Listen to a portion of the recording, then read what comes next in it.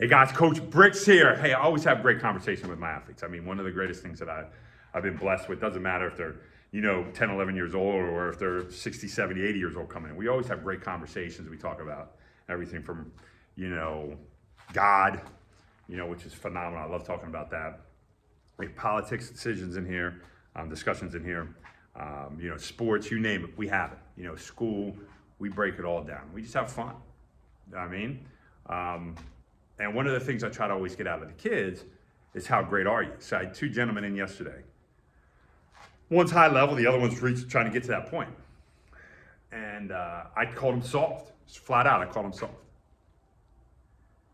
And nah, man, not me. And I said, you don't even know what that is. I said, if you live in America, you're soft. And he said, well, you live here too. I said, yeah, I have some of that softness inside of me.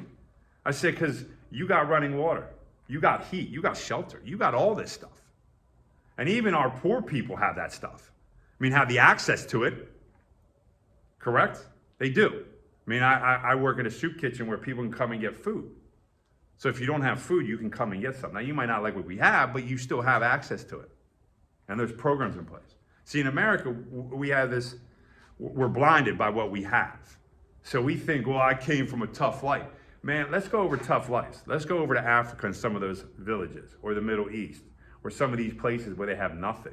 No clean water, no running water. You go outside and you go to the bathroom. You need a shower. You got to hopefully go down to some water source to find some water. See, so we become soft in America, all people. Your level of softness then increases by certain things that you have and how your mindset is. And I talked to him about it. I said, Are you willing to do these things? And I named a bunch of different things. He said, yeah. I said, okay, well then show up at this time. Well, I gotta do, and everything became an excuse. Well, show up at this time. And then it became more of an excuse. See, that's the difference. You can say you're a beast, you can say you're tough, you can say you're gonna eradicate this, but you're not willing to put it in. See, I'm up almost every day at 3:30, almost every single day. And everybody says, why? And I said, I need to get up and I need to get certain things done. Number one, first and foremost, I pray my Bible. I thank the Lord that I'm awake. Thank him for this grace that he's given me, this life, right? That's number one, first and foremost. And then I go on the rest of the day, do certain things, get my workout in, do those kind of things that I need to get done. Okay. Now I get to bed much earlier than I used to. I go to bed, I try to be in bed by 9 o'clock and out by 9:30, sometimes even earlier. Right? Because I understand the value of sleep. And I'll try to get one of those naps in during the day, 20 minutes, 30-minute nap. I'll try to just rest my head. All right, because I understand the value of it, because I start to understand who I am as an individual. But see, I'm willing to go that time of getting up and getting that done. I'm willing to get that stuff in so I know I can get other things done, and I know that's the time I have to get my workout in, to get things done. See, that's the difference. I don't need to make an excuse because I have a different mindset. I'm not different in the sense of God made me. I'm just different in how I think because I am appreciative of being alive every single day. Because eventually my eyes will not open as well as everybody else out there. It's the only guarantee in life. Nothing else is guaranteed. That's the only guarantee in life, that we will all die. Okay, it's not a morbid thing, it's just facts. It's what you do during that time. Your mindset to get you where you need to be, to get you who you are, how great you could be. See, that's the difference. That's what I try to teach these kids. Not that I'm always right. I want them to actually question me. I want them to ask questions. But they better have answers to their questions. They better at least have some kind of knowledge of why they believe a certain way. Not just, well, that's what I'm told. That's the stupidest thing out there. You need to study. You need to constantly be looking into things. Does that make sense? And I always come back to the Bible. I always come back to Jesus. Does that make sense? Like Lyme disease. One of the things that I've questioned over the last number of years. So God put this little tiny thing here and he infected it with some kind of thing that you're not even harming it, I can understand snakes and I can understand frogs that are poisonous. They're trying to defend themselves from a predator. But these tiny little things get on you, infect you with Lyme. And we all believe that that's how God intended it. Like, think about that. Really, think hard. The all-loving God said, I'm going to put these little ticks on, and if they crawl on you, have Lyme, you're going to get Lyme. Really? Or is there something deeper than that? And I think that's where people don't want to question. It's everything out there. You can go back, like I said, 4 or 5 years. Really? That really came from there? Is it what it is? That's where people don't want to question. Because we're told if we question, you get shut down. You get censored. You're wrong. It's because you don't go along with the mainstream. That's not it. It shouldn't be it. That's what I want kids to understand. I want kids to understand how to unleash that, how to bring that out. Do I say I'm right all the time? Heck no. The majority of the time I'm probably wrong. But what I do is I will continue to look. If you come with a better explanation or reasoning, then great. But if you're just repeating, gurgitating stuff out of what the media says or what some teacher told you or what you read in your textbook, which are not always correct, okay, even though they're so-called written by some kind of doctor out there, right? We can look at the medical community and let's go back to 1930-something when it all changed, okay? Don't have to believe me, but do your research in the 1930s, what changed. And then start thinking. Once again, I always bring it back to God. Does it make sense? Is this how it would be? Because everything was created by him, right? The world was created by him. And that's what I want kids to understand. I want you to actually challenge yourself to see how great you possibly can be. Where's that greatness? See, you can't be great until you realize you have to eradicate softness, which I've been saying for 20-some years. It's on my shirts from way back in the day. Unleash your potential and eradicate the softness. Because I saw the soft people were there a long time ago before everybody got on the bandwagon and started calling people soft. This generation soft. That's it. I've been saying that for years. So you have to ask yourself, where are you at in life? Where do you want to be? How great do you want to be? Listen, maybe you'll never be a celebrity. Maybe you'll never be those Instagram people, whatever, and all that kind of stuff. Doesn't matter. Your greatness lies in what God has given you, your ability. Are you unleashing it? And I see athletes that never reach their potential because they're never shown how to reach their potential. They fall short. And unfortunately, as you get older, it gets more difficult. Why? Because you get stuck in your mindsets. You allow more comfortability to hit you. Let's look at it. Let's look at 40, 50, 60, 70-year-olds. How comfortable are they in their life?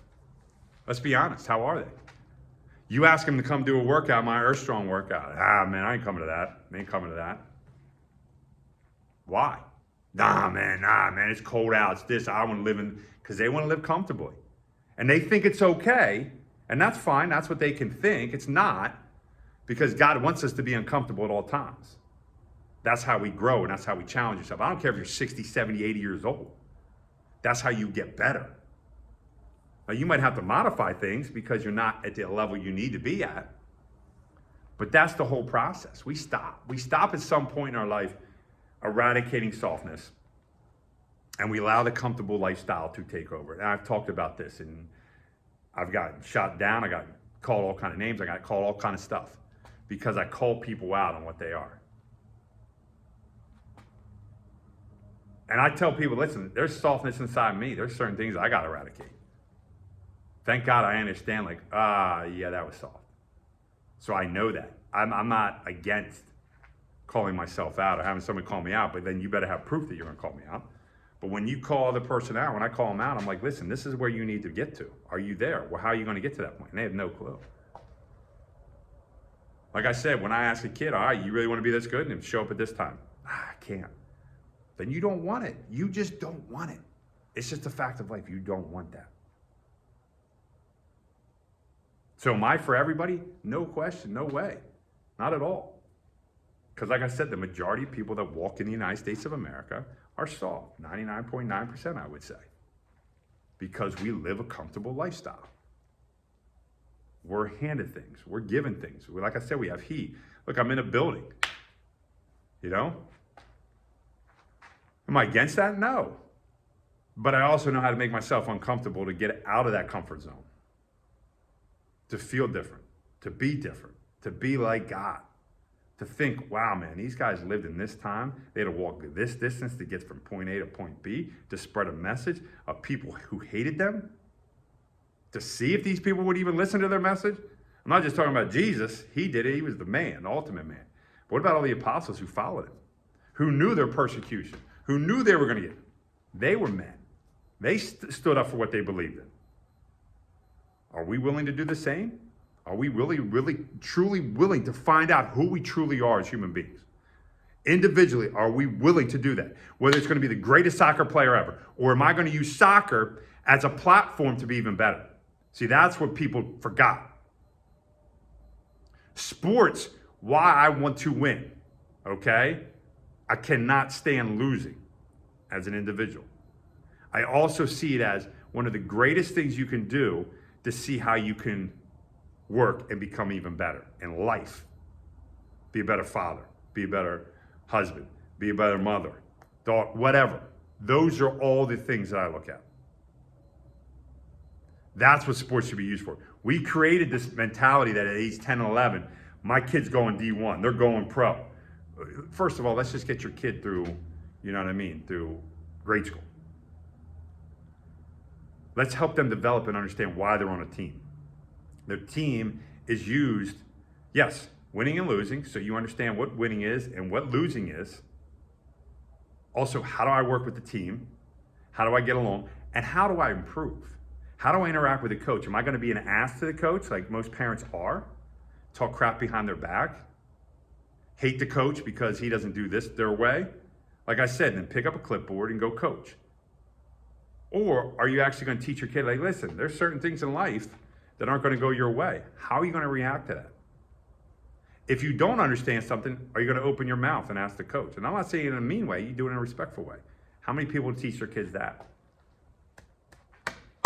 Not many, because I see parents on the sideline. I go to my kid's game, I see it. Holy geez. I'm like, guys, they're 10, 11 years old, relax.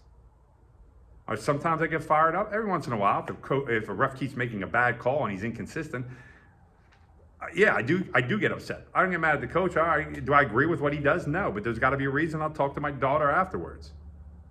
But parents just blow the lid, and we're not teaching kids that stuff. Greatness lies in each one of us. It's what we do and understand and ask the questions, and constantly as you grow older. And then as parents, what are we teaching our kids? Ask questions. Why? Don't just accept it because that's what we're told to accept. Because it's deeper than anything you could ever imagine. And I always fall back to, is that how God would want it? Because if not, boom. There's something that just doesn't add up then. Reach out. Be blessed. God bless you.